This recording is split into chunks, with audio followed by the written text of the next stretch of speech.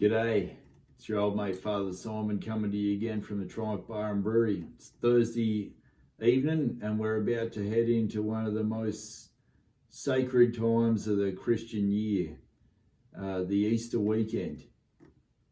On the Thursday evening, we Christians remember that episode in Jesus' life where he was betrayed by his mates and left for dead when he was arrested.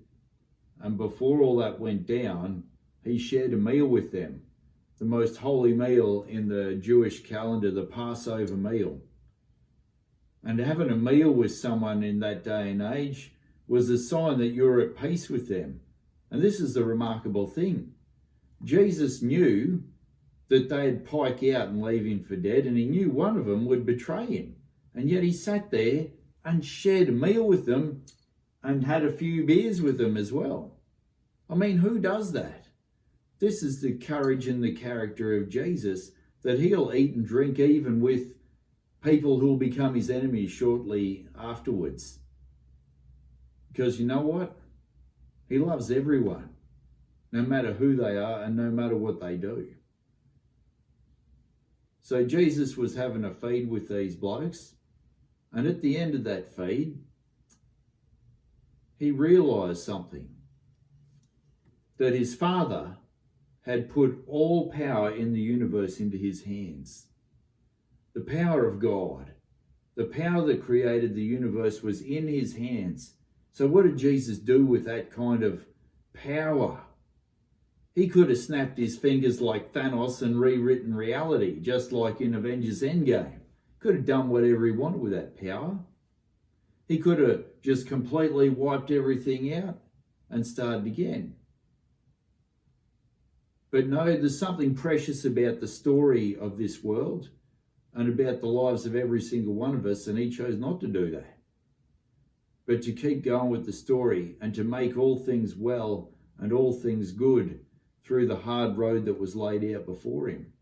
So with all power in the universe put in his hands, what did he do? He got up from the table, tied a towel around himself, and then went around doing the job of a slave, washing the feet of all of the people there, all of his mates who had run off and leave him for dead shortly hereafter. That's amazing, isn't it? That's the God we serve. The God who doesn't blink in the face of certain death. The God who serves right to the end and puts the needs of others before his own. So he does this job of a slave, washing the feet of his mates. And then once that's done, sits back down and he prays for them. John chapter 17, have a read for yourself. It's interesting to see what Jesus prays for. He doesn't pray that God will make everything happy with rainbows and unicorns and fluffy clouds, beer on tap forever. No, Jesus prays again and again and again for the unity of his mates and for the unity of the people who will follow after them. That they'll be one, just as he and his dad and the Spirit are one. How much do we need that prayer in this world at this time, not just for the church, but for all people, where we're tearing at each other out of fear and anxiety. We need to be praying with Jesus, Lord, make us one as you and the Son and the Spirit are one. The other thing that Jesus prays on that night he was betrayed was this. Not that his disciples would be beamed up to heaven, plucked out of trouble and taken to a happy place. No. If he was going to walk through disaster and death and go out the other side, then the same could go for his disciples and the same for you and me. We're no better than the one who carved the path for us. So if he had to walk the hard yards to come out the other side, then so do we. So Jesus didn't pray, God, get him out of here. God, get me out of here. No.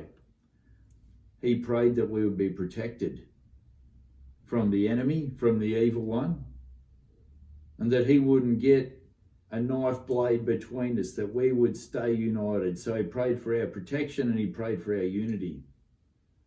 That should be our prayer tonight. Lord, that the church be united. Lord, that you would protect your church in the face of its enemies.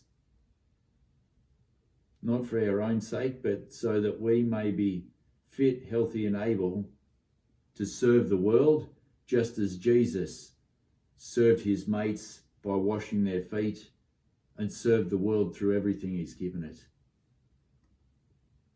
I pray, my friends, that you have a good rest tonight, and when you rise tomorrow, it will be truly a good and meaningful Friday for you as we think about Jesus' death. I'll catch you in the morning. Cheers.